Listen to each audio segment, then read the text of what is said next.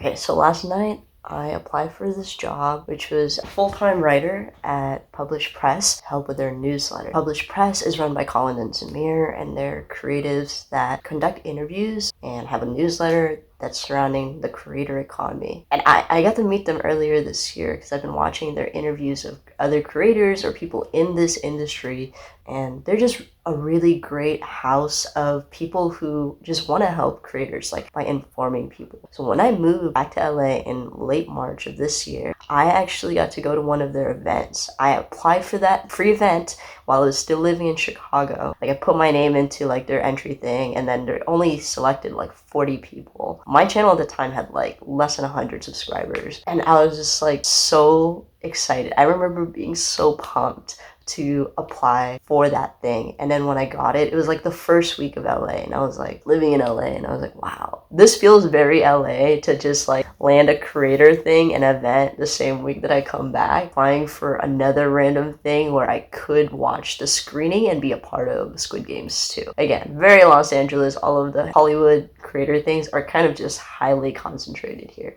Anyway, I digress from the reason I started making this video, and I applied for it last night. And I spent like 2 or 3 hours writing out the answer to their 2 questions. One of them was, why are you interested in this position? And in that, I talked about how I'm trying to pivot from fundraising to creator stuff because I am a writer and I know how to make pitches and proposals to stuff. Like it really just transfers really well. And I'm like really obsessive about all things creator stuff. I'm always consuming content, kind of analyzing it, trying to understand what I can get out of it and also what I can teach other people. And then their second question in that was, share something that you are following in the creator economy right now. And I talked about politics. I have a history and ethnic studies degree, which while I don't use it in a full-time sense, it is the context in which I really put the world together. You know, I know how to gather research, I know how to write, I know how to like share my ideas, also just formulate my own opinions based on the facts that I have available. So I talked about the latest campaign, like the latest presidential election, just the election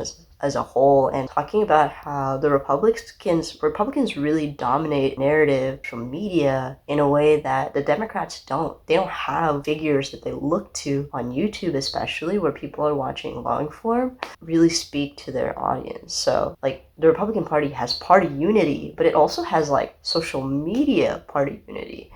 In the next 4 years, it's going to get more and more evident that creators have a say in this because they are becoming celebrities in the same way that only movie stars previously had access to that kind of status and influence. Earlier this year, the White House invited creators to the White House for the first time ever in a specific forum to like welcome them and like see how they would integrate campaigns into their social media. I talked about that. I also talked about like other stuff that I'm like interested in. I talked about how Trump is just a really good public person, like persona, sorry, not public person. He's a good public persona, and he's just really good at getting his message out there. That's unique to him. The Democratic Party had no such like unity other than maybe Pete Buttigieg, who does like random off like campaigns doing publicity stuff. I do think that's because he's a little bit younger than like Kamala and Biden, who are a little more out of touch. But fun fact, Kamala and Biden only like have less than 1 million subscribers on YouTube, and Trump has 3. That is palpable. And he doesn't even put out regular content. He is in a lot of stuff constantly, like allowing himself to be interviewed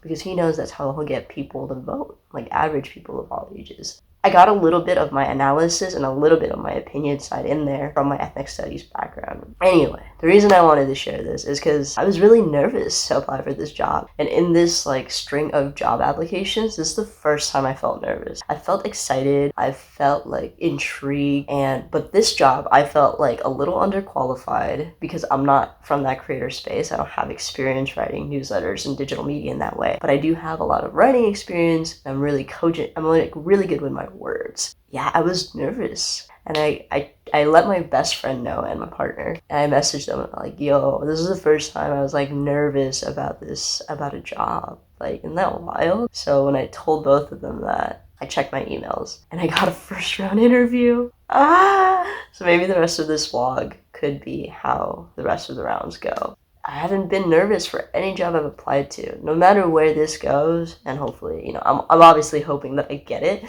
I want you to pay attention to the things that excite you and make you nervous and that you are a hard no for. It's really what I'm trying to listen to in this job application block that I'm in. Call it a block, whatever.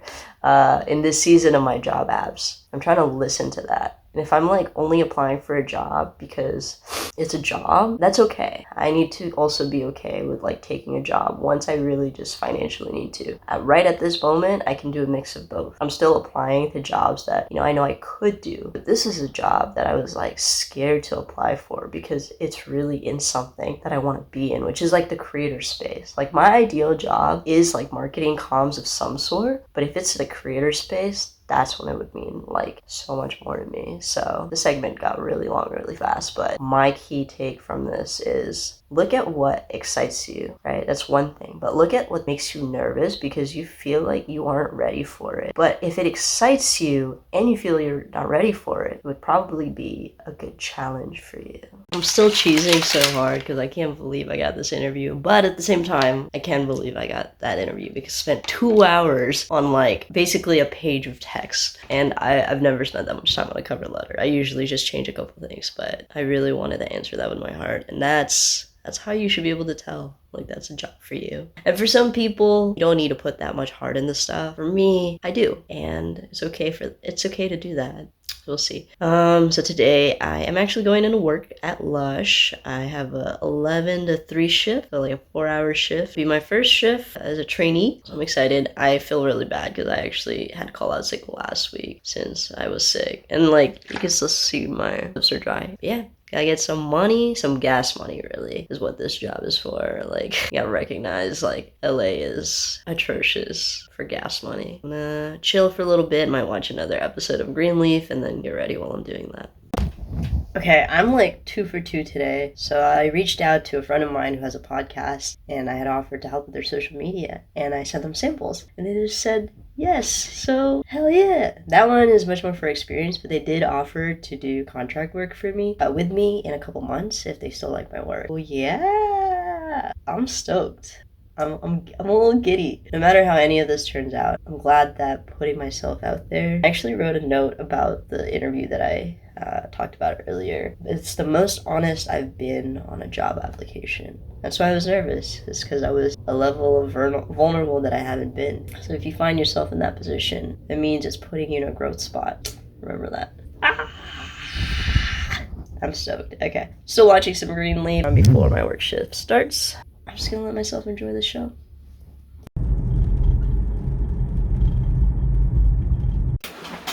Alright, it's been a couple days since I last checked in on a vlog. Right now I am trying to find the internal will to go do laundry and edit music on one of the videos I need to work on. The video's like mostly done, I just need to add music, but I'm just like not in an editing mood, and sometimes you just have to like do the thing because it's not really gonna take me that much time. It'll take me like 30 minutes, and I also have to do laundry. So I downloaded music and I'm gonna go do laundry while I edit because there's no Wi-Fi over there. So really all I can do is edit or read. And I already read this morning, I already finished the book, so it's editing time. But I also need breakfast because all I've eaten for breakfast is donuts, so I'm gonna do that first.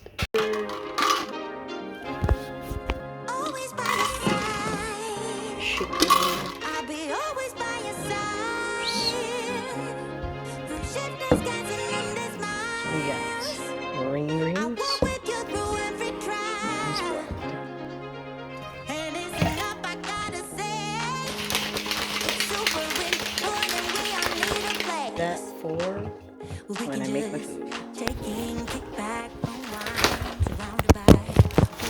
If you think I'm healthy all the time, I'm not.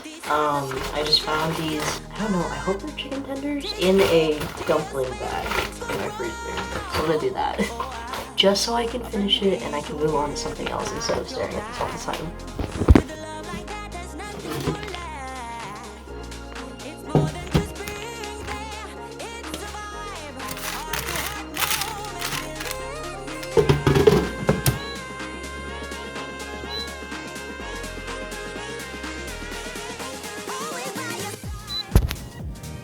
Okay, I know myself, that's definitely not gonna be enough food, so let me find something else in the fridge. Alright, this will do. It is 300 calories with all of the fried goodness I'm about to eat, and that juice drink that I made. It'll work. It'll work. And of course, I'm still watching a lot of Green Wave. An offer you can't refuse. Okay, so like I said earlier, my goals today are to do laundry and finish video. And I already worked on some other stuff earlier today. I did some newsletter work, finished publishing stuff for another video. I took some notes for my interview next week for a job, the one that I mentioned earlier in this video a couple days ago. Finished a book that I was reading, so already pretty productive for 11 o'clock. Sometimes though, I get out of bed, I start reading, and then I start working, and I forget to eat. So this is me trying to mash stuff together when I don't really have the decision-making power after having worked on stuff for a while, a couple hours, and it just be like that. So I'm gonna take it a lot easier the rest of the day. Now that I've actually listed everything that I just did, I'm like, no wonder you have no like brain power to like decide food and like actually make something for yourself. So after laundry, I'll do some more creative stuff, but I'll probably also eat like a better meal. Ooh, maybe I'll go to Knott's Berry Farm since I get free meals there anyway.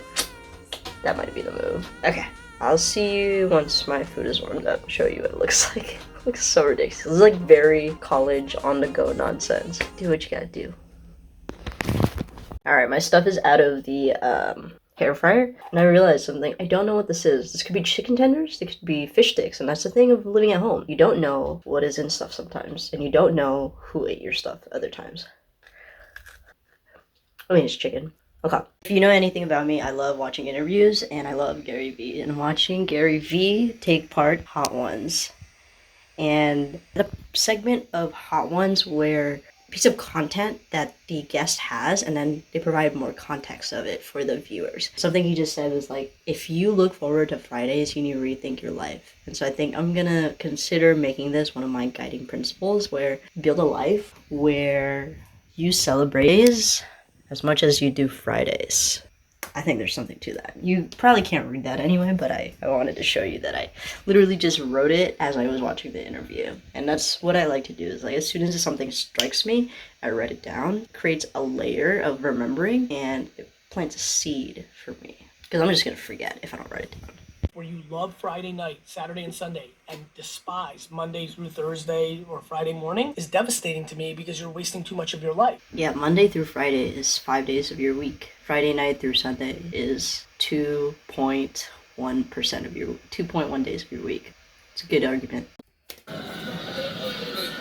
It only comes back to land if everything is like super green, right. And then we had some concerns about the tower, so it was commanded to land out to sea. Amazing. Can they use that again? Can they get it from the sea? It's going to be probably blocked. Probably going to block, is my guess. But that's fine. We actually have better versions that are in production in those factories over there. How long will it take to produce another one? This is so weird. Okay, I've been daddling enough. Dawdling? Yeah, whatever. I've been wasting time.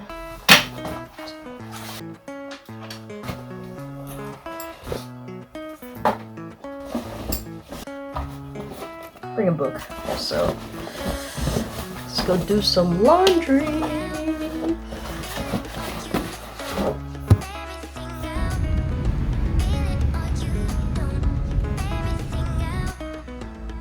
Alright, it is poppin'. I gotta make notes. Oh, it's Wednesday before Thanksgiving.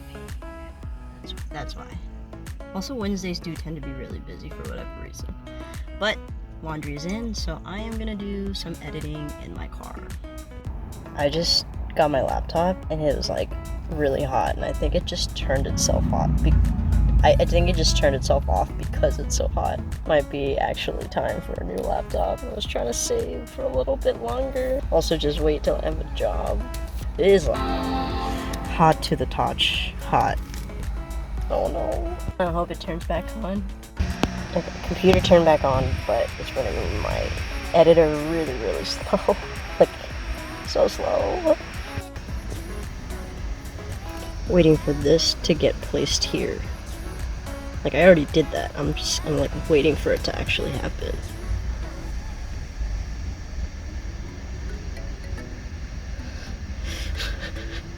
Oh my god. I've been in the car 12 minutes waiting for my computer to either boot up or move files from one track to another in the video editor. Okay, restarted. Let's go again. Okay, it looks like it's working for now, so I'm gonna edit it and hopefully I can finish this video in 9 minutes. I finished. Man, that was, can't believe I was waiting like 10 minutes just for a file to move. And I figured out, because I used a free version probably, having too many tracks as a layer to the video is my main issue. Because as soon as I started deleting empty tracks, it was all running a lot faster. So I'm gonna leave that video to render and I'm gonna go switch out my laundry from wash to dry. Alright, I'm home, folded my laundry. I think I'll cut off the video here for today. I'll see you